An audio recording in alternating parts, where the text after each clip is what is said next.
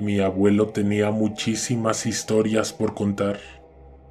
Él guardaba y coleccionaba toda clase de objetos que le servían de apoyo para contar sus vivencias, sus experiencias, objetos que existieron dentro del contexto de la historia.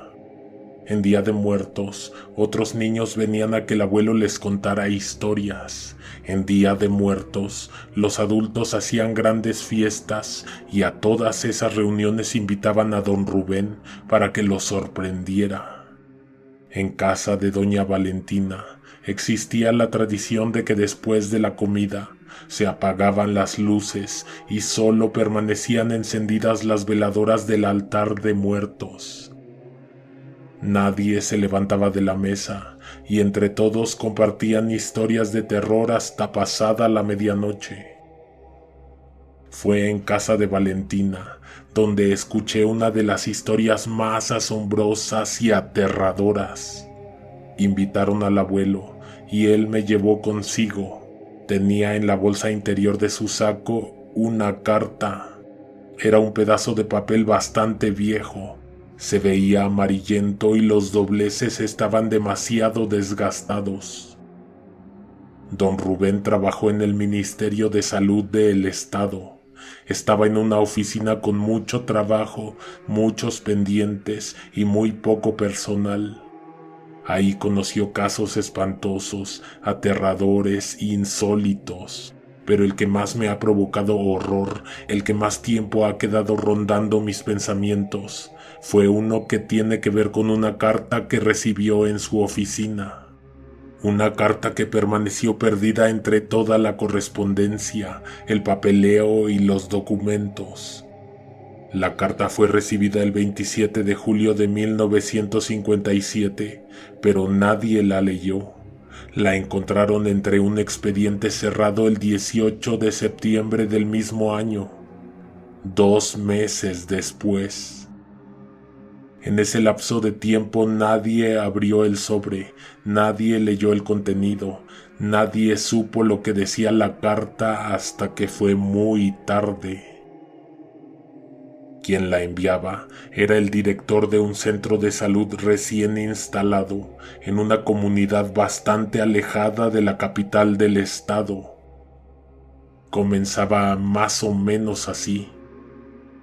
Estimado ministro, por medio de la presente me permito informar a usted de una serie de situaciones y emergencias que han terminado por ahorcar nuestros pocos recursos, nuestras instalaciones y a nuestro personal.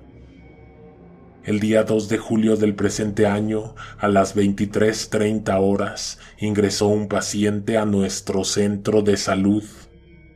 Las luces estaban apagadas y el centro estaba cerrado, pero había alguien haciendo guardia.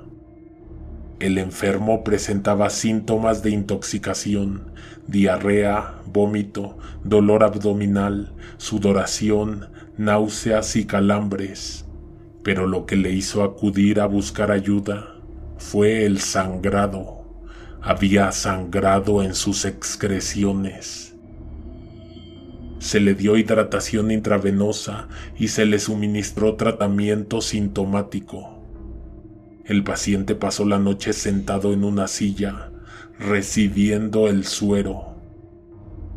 La mañana siguiente acudieron 3 personas más. Presentaban los mismos síntomas. A todos se les dio la misma atención teniendo en cuenta los recursos limitados de nuestro centro de salud. Por la tarde del 3 de julio se dio de alta a los 4 pacientes. El sangrado se había detenido, aunque la diarrea y las náuseas continuaban. Se llevaron a casa la indicación de mantenerse hidratados. Ninguno de los 4 se volvieron a presentar en el centro de salud para observación. No se les dio seguimiento y se dio por hecho que se habían recuperado satisfactoriamente. Una semana después, los primeros 4 pacientes, un hombre y 3 mujeres, volvieron al centro de salud.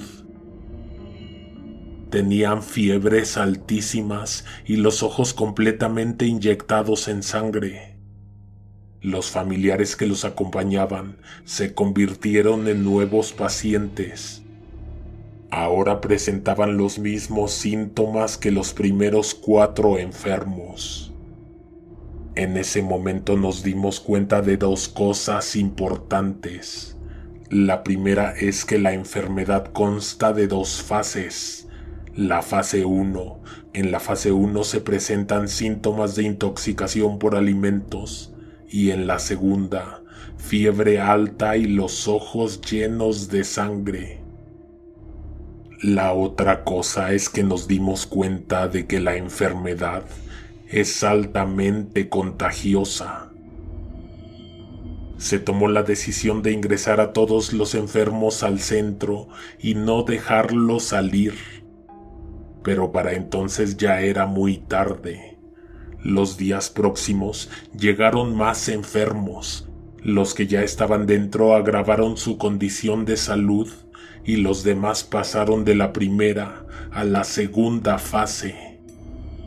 Aprovecho el contexto para mencionar a usted que a pesar de que no es de mi competencia el desarrollo o el resultado de la investigación de las autoridades del pueblo, se determinó que la intoxicación había sido causada por el consumo de carne humana. Mi abuelo hizo una pausa necesaria. En ese punto de la narración, las cosas habían dado un giro inesperado. Recuerdo bien que todos los asistentes a la cena se miraron entre sí. Tenían los estómagos llenos y al dejar entrar en su mente la simple idea de lo que había pasado en ese pueblo, se les revolvió el estómago. Los 4 primeros pacientes habían comido carne humana. Cuando la autoridad se presentó en la puerta del centro de salud, era muy temprano, más temprano que la hora habitual de apertura. Aunque, por la dimensión de lo ocurrido, las puertas no se abrirían en todo el día. Me mandaron llamar para autorizarles la entrada al centro. Una de las enfermeras me avisó que los 4 primeros enfermos, muy a pesar de su estado de salud, por la madrugada, habían abandonado voluntariamente el lugar. Se internaron en la vegetación del cerro y desaparecieron para siempre. Por esa razón y por la inminente amenaza de contagio, les recomendé a los policías que no entraran. Esa misma tarde, en la iglesia que tenemos enfrente del centro de salud, nos prestaron una sala para seguir recibiendo enfermos. Las medicinas, los sueros y demás suministros se agotaron en los primeros días. Al ritmo que iba llegando la gente, hasta el último recurso en nuestras manos desaparecería. Así como nosotros lo estamos haciendo ahorita, la policía debería estar levantando y turnando su reporte al área indicada para la atención debida, aunque tengo una sospecha muy bien fundada de que no se han comunicado con sus jefes en la capital. Habían pasado varios días y las 4 personas que buscaban para que respondieran ante sus hechos aún no lograban ser localizadas. No fueron ellos, sino un joven quien encontró sus cuerpos en medio de la arboleda. Los 4 enfermos estaban un poco antes de la cima del cerro. Estaban enterrados desde los pies hasta el cuello. La cabeza era lo único que se veía de sus cuerpos. Todos se preguntaban quién lo habría hecho. Cerca de ellos no había ni palas ni instrumentos para hacer los agujeros.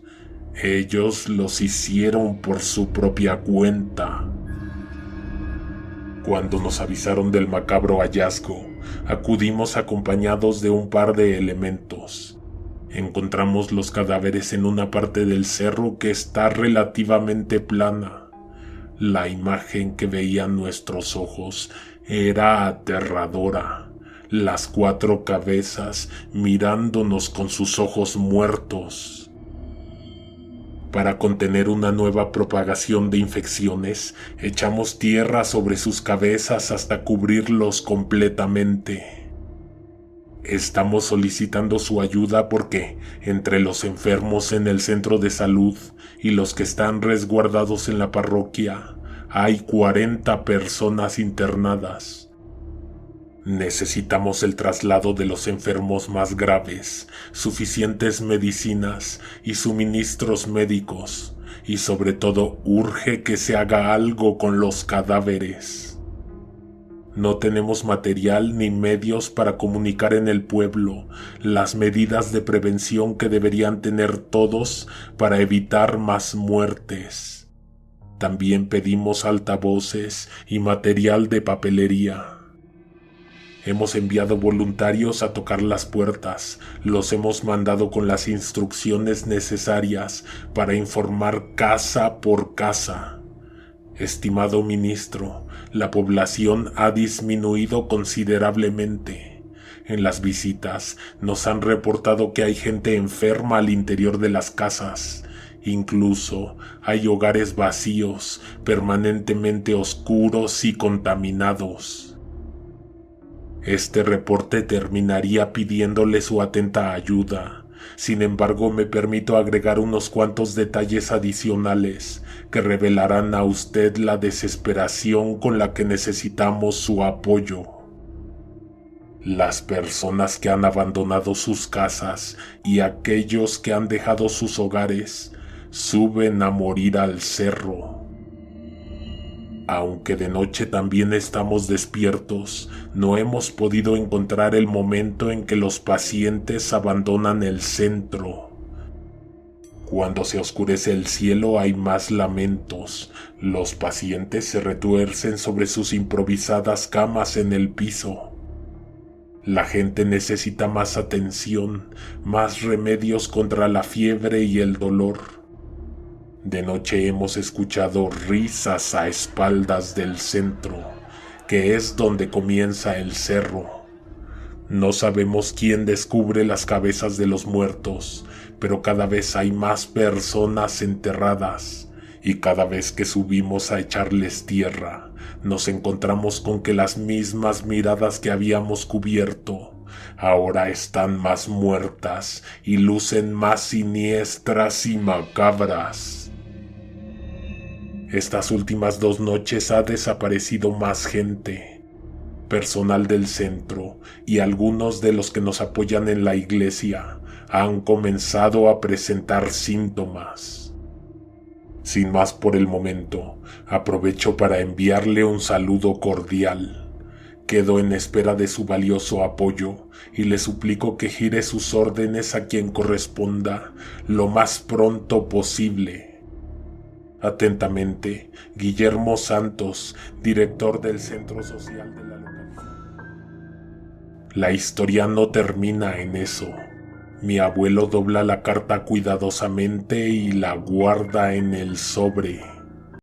Nos cuenta que dicha carta fue encontrada 2 meses después de haber sido recibida en la oficina. En el sobre hay un sello marrón con la leyenda "Urgente". Después de leerla, en minutos pasa la voz al interior de la oficina.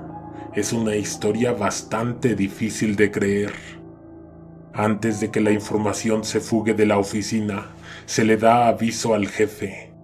Este a su vez pasa inmediatamente con el subdirector. En menos de 2 horas la carta ya está en el escritorio de la secretaria del ministro, lista para comunicarle la espantosa situación que está viviendo la gente de aquel pueblo. Antes de que se abra la puerta y reciban al montón de burócratas que aguardan en la sala de espera, a uno de ellos se le ocurre la idea de